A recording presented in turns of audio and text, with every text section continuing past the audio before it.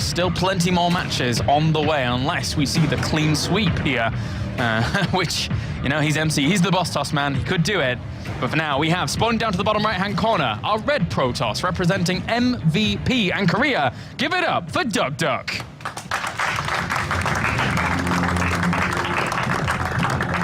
And up to the top left-hand corner, our blue Protoss representing SK Gaming and Korea. Give it up for SKMC. Remember, it's important to stay hydrated, Claris. Stay hydrated. Stay hydrated. As MC was drinking that water in between the games, making sure that he is ready to go into this next map, as he does start this best-of-7 series with a lead, just one game. One game doesn't make the biggest of differences, though. It's more of a confidence thing, more of a motivation, not motivation, sorry, momentum thing. Momentum really kicks in when you go 2-0. Oh, yeah.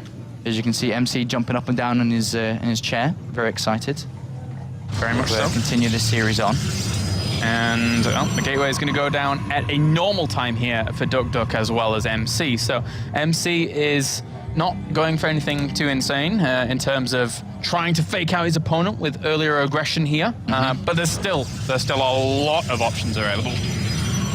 Yeah, it's kind of difficult to read into the mind games that would be happening now, simply because that game one, there weren't that many.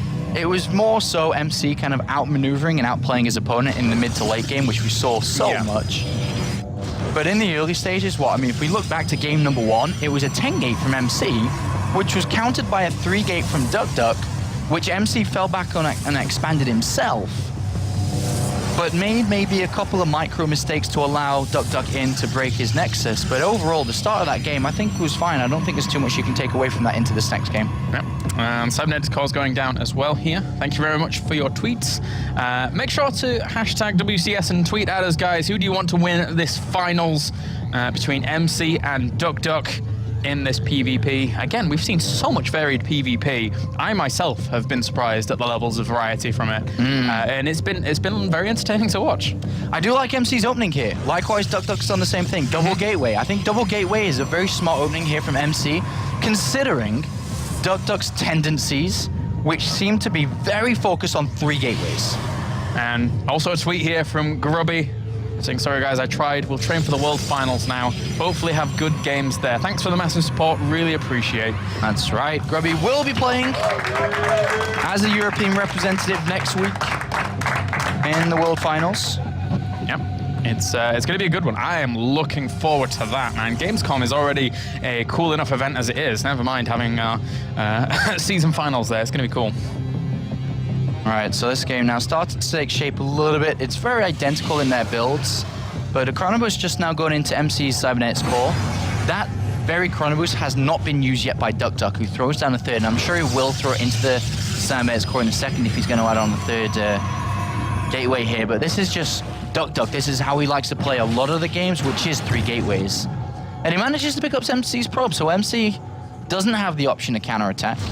Opponent has his gateway down, pylon down, sorry. And MC never even tried to actually scout out his opponent's main, so he's still playing in the dark somewhat here. Yep. Has to prepare for almost everything in that regard. duckdeok here with the aggressive pylon, and both players go for Robo. So very, very similar builds, with the addition, of course, of that 3rd gateway for duckdeok. But neither of them really know what's going on, which is why they've chosen the Robo, because it's kind of one of the best all-round here, to be able to get the Observer in case as DTs. And of course, if there's blink play, if there's gateway play, the reason to get the robotics facility. But neither of them really know what's going on. MC's trying to squeeze out a probe to potentially get around to build a pylon, to use that as a reinforcement point. And he went out at the perfect time as well. Just as duckdeok comes in and has a look around himself. 3 Stalkers to 2 right now in favor of duckdeok. But I don't think he's going to be able to find any opportunity here just yet. Pokes up with the probe to see what's going on. But he'll be greeted by a wall of sentries. Oh yeah, he definitely can grab a force field there. Pull that Stalker back on the right-hand side, and he picks up a free kill. Nice one there, MC. So it is 1 probe each and 1 Stalker. MC is scouting everything. Sees 3 gateways in a Robo, but has an Immortal on the way, but also 2 additional gateways, so he is quite high in the gateway count. Oh, wow. Yeah, he is. I think he may be anticipating something a bit more aggressive from his opponent because he's still 3 gateways in a row, but okay, maybe not as aggressive as I was anticipating, but MC now sees exactly what's going on at the front of his base and sees the fact that I think he's just going to use all 4 warp gates for a warp in offensively. It's possible, yeah. It's really, really possible here. But he would have to fight against Photon Overcharge and Force Fields. Can be difficult to do that sometimes. But he definitely needs to break out from this contain. Doesn't want to fall into the same trap as previous. Well, that's the thing. Like, can he even break out that easily? Because duckdeok could just throw down the force field and say no. Oh, that was a really good force field, by the way, to prevent these Stalkers and units joining forces here. And it was a nice try as well by MC to warp in on the low ground. So not as offensively as I was assuming, just offensive against this front contingent of units here by duckdeok. Duckdeok's been very safe. He had to get double observers. He had to, not rush his expansion down because he didn't really know what MC was doing, whether it be DTs or anything. So he's played it out very safe. But MC does break out.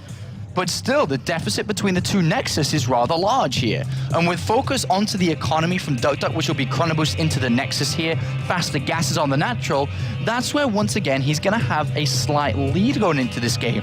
Just through his build, just through his aggression, he's able to pin MC back a little bit too long inside the main base from what MC really wanted it to be.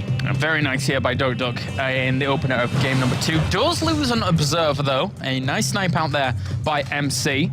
And it's just double pro production here all the way for duckdeok at the moment. 34 workers against 29, 2 more on the way. He's Chrono Boosting that Nexus too, just really pushing that further and further out there. MC throwing down the Twilight Council. I have a feeling that's for Blink, more so than anything here. MC's shown that he loves to go for random timings in PvP, which involve Blink and Immortals.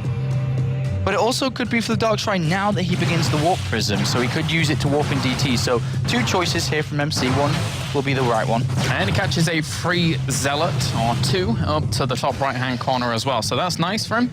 Even the Warp Prism, as you said, going down. Scouts around, has a look, see what's going on, sees the fact that those 2 buildings are down there in the form of the Forge and the Twilight Council. So he knows how far along he is ahead in relation to his opponent, almost to the T, as he's scouting at everything. And may look for opportunities off the back of that, as you said, with the Blink. MC, though, I mean, Blink's one thing he has over his opponent, but nothing else. They're very equal in army. MC's a little bit behind in supply here, as the income tab shows a big difference between the 2 players, almost double with the gas here for duckdeok, which probably means we'll see the Templar Archives come down quite fast. MC, though, with Stalkers and no gases still on his natural, what's his minerals going to do? Are they going to be gateways here? Is he going to try and do an attack, which I don't think would work? It might be difficult, yeah. And the thing is that even if he does have Blink, +1 behind that for duckdeok will be completed before his opponent can actually do anything. So tries to drop these 2 Immortals and warp in a few Zealots, or the attempt of, but realizing that Photon Overcharge was in range of it, would have done that. Whoa! Nice force fields. Catches 2 of these. Oh, one of those Stalkers. Yeah, not bad. Not bad. MC's still trying to look to get himself equal in this game. Dedicated a lot of mineral resources here to be able to go for this Immortal and Warp Prism drop, but only just now getting his gases on the natural. So what we'll probably end up seeing now, as mentioned, is the Twilight Council Templar Archives come down soon from duckdeok. If he was to play normal, Zealot charges come down here as well. He's got a lot of gas banked up, so it makes the most sense for him to do this.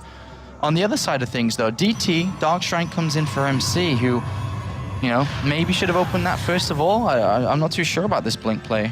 I kind of like the third timing from duckdeok, having shut down his opponent's poke at the front and shut down the Warp Prism at the back, knowing that everything's there in place and knowing when to actually deal with that. There's not a whole lot MC can do to this third. He can't really threaten. Well, MC's adding on cannons in his mineral lines. He's got absolutely no idea what his opponent's doing, has no idea about this third base. So, again, MC faces the kind of same dilemma that he had previous. His opponent's going to have a much better economy, which means he has a bigger army, a more quality army, a higher quality army. And until MC sees this, how does he play? How does he actually play StarCraft without this intel? Yeah, he needs it, and hopefully he should be sending Hallucinate Phoenix over there for himself to actually spot that. He sends his Stalkers out. Now, I don't mind this too much because he does have Blink. He has the ability to actually just retreat on out there. But duckdeok starts his +2 weapons. Well, MC just warped in 4 DTs. Ooh, where are they? There. Okay. That's 4 DTs. That's a lot of gas. That's, no, not the Templar Archives. That's not Zealot Charge. That's not Archons. That's true. we have one observer out for duckdeok. Well, MC's going to pick off maybe a Stalker here if he blinks away. Almost gets it. We'll get that one, though. Poor little guy. He's like, I didn't expect this. And the other one. Turn around, go on. Go on. Get it. Oh, I'm not seeing it. Never mind. DTs, though. 2 in the main base, 2 in the natural. MC using that gas. Is it going to work? It's gonna be. I mean, he has the opportunity to. No cannons, man. Yeah, there's no cannons. There's only one observer. It's in a bit of a dilemma now. Where do you go? Do you go to the natural and try and save probes? Yes, you do, because you're closest to there. But all the while that's happening, the main is taking damage. Yeah, MC's doing a lot of damage here, killing off quite a few probes here, equalizing the probes, 55 to 57. And even getting the Zealot for his troubles there as well. But more importantly, stop his opponent from mining. So this is now probably the perfect time where, you know, he's able to catch up in this game. So he's been looking for that opportunity all game long. Still 5 probes behind, 6 probes behind his opponent, as MC did stop probe production for a few there, but he's not on 3 Nexus compared to, you know, what duckdeok is. So it does make sense that duckdeok is climbing up a little bit faster. And those Stalkers with the extra blink mobility were actually hunting down pylons. They found one the reinforcing ones from duckdeok, or the harassing ones. They haven't found that second one, though, up to the top left near his opponent's base. So that's certainly something that MC would like to try and find. I think he probably will find it, actually, with the Stalkers. Yeah, probably will do, but the biggest concern here is MC, I don't think quite did enough damage. He did damage, which does help. Maybe it's helped the cause, but he definitely hasn't equalized or put himself in the lead. You can tell by the numbers here. Is that the worker supply behind and the army supply. But if mistakes happen like duckdeok being supply blocked through losing all these pylons, yes, MC can start to catch up. There is no Zealot charge. There are now Archons coming in. The upgrades are very similar here. And the army strength between 2 of them is similar. So I don't think duckdeok can really accomplish anything by attacking, but maybe he doesn't realize that. But now, this opens up a chance for MC to drop in the main base again or something. Yeah, as soon as he realizes that that's way out of position, he could certainly do. The Immortal count's 8 to 6 right now in favor of MC, but he does not have as many Archons, so that's the deficit there. 154 supplies of 154 just for a point then. duckdeok's taking that high ground slowly. He's got it. Time warp down. He's got the high ground. He's pulled MC out of position. He's warping in a High Templar. He wants to go for that feedback once again. He's going to get the Nexus. He got the feedback. He gets the feedback! The Time Warp lands on this army, it's trapped! Is the Nexus worth losing a good portion of your army for? But can MC even defeat this? I mean, duckdeok here... I think so, man. I really think so. Yeah, those Zealots came in from the other side here as well, and MC will crush that army. But, oh, that feedback. That feedback's one of a kind, man. One of a kind. We've seen a couple of them throughout this tournament. Meanwhile, the Warp Prism getting in there, realizing his opponent's on the other side of the map. And we talked about, can MC find a way back in this game? The answer is right here, right now. It's still kind of equal, but upon losing all the Immortals, yes, his opponent has a lot of gateway units down, but 8 Immortals to 1? That is a big, big difference here. And now how can duckdeok actually kind of play against that? If MC continues, if he warps in Zealots or something like that over the other side of the map, but that being said, he doesn't have a pylon, he doesn't really have that many minerals, he needs to get his economy back going at the natural. So he's in a bit of a catch-22 situation. He would love to pressure, but I don't think he can do that much just yet. And MC's got double time warps here. Ooh. The boss toss could open up this series with 2 games in the lead. If he was able to do that, I think he'd sort himself up quite nicely for this best of 7. He's got to be careful not to get caught himself. I think that may actually want a recall there. Yeah, definitely. Yeah, definitely a recall moment. As I said before, not having the gateway units to help that out, if it's just mass Zealots against 8 Immortals, the Zealots are going to win out that battle. So has to run away and fight another day. You know, he still took damage upon losing his natural Nexus there. A couple of units here. Oh, that's not good for MC, but he does have the high ground. Is he going to be able to deal enough damage to these Zealots? Yes, he does hold duckdeok back for now, but a counterplay, big counterplay coming in. So many Zealots. duckdeok taking advantage of the fact that his mineral income was so much higher than his opponent's and trying to just warp in Zealots where he can, but MC not letting up just yet, just holding on to that quite nicely. Loses the cannon in his mineral line, but he cleaned it up in the end. Just clean it up in the end, indeed. MC is trailing a little bit in upgrades now. His opponent does have that +3 attack. Finally, Zealot Charge gets upgraded here, or at least begins. But as the Immortal count is higher, Zealot Charge and Zealots make a lot of sense here from duckdeok. So he really does need to focus on his own Immortals and his own Zealots, which is what MC is trying to catch back up on. But meanwhile this is going on, duckdeok is replenishing the Immortals he's lost. So eventually, by the looks of it, as MC prepares for all the Zealots, duckdeok may be ready for the Immortals now, so it may kind of equalize up a little bit. But the big difference is that +3 to +2. And the thing is that until that Nexus snipe came along, their upgrades were pretty much, I would say, you know, duckdeok was 30 seconds ahead, but the damage that duckdeok did at that natural really caused MC to fall behind greatly in that, because, you know, you have to be replenishing units. There's nothing more you can really do there. And now duckdeok, 181 supply, sends some Zealots into his opponent's main, trying to draw him away, trying to do some damage, sending Zealots to the third as well here. duckdeok doing a very good job of spreading MC thin. Yeah, that's really nice here. So I think it would be nice to maybe use a Dark Templar here to help deal with this. Oh, is he? Yeah, that Nexus, it's kind of low, but he saves it. Gotta be careful that third Nexus here. And I like that duckdeok's using mobility here, but he's also losing a lot of units. Yeah, and they are equal in income now. I mean, look at it. Yeah. It's 102 to 83 here. So MC, he could look for an opportunity to press his army advantage, but still, it's hard to make that call right now for MC. But I think when they finally meet, despite not having +3 attack, I think that MC might have a bit of a better army here. I mean, if you look at numbers again, it's 8 Immortals for MC to 6. He has 9 Archons to 11. I guess his opponent does have that. MC, though, overall, does have a nice army. Looking for that feedback. Nope. Gonna happen. And of course, MC for a second there did have just one High Templar. It just died though, I think. So he's warping in another one, making sure that he has that available to him. That feedback is so important on that Mothership core. Warp Prism inside the main base here, forcing a lot of gateways to be chrono boosted out. Meanwhile, there are a bunch of Zealots going towards MC's third. He's got to be careful about that. Remember, it's incredibly low. There's a bunch of cannons here to help protect it. Oh, this could actually die here. These Zealots, they're gonna go to work, and that +3 weapons benefiting. A great snipe out there by duckdeok.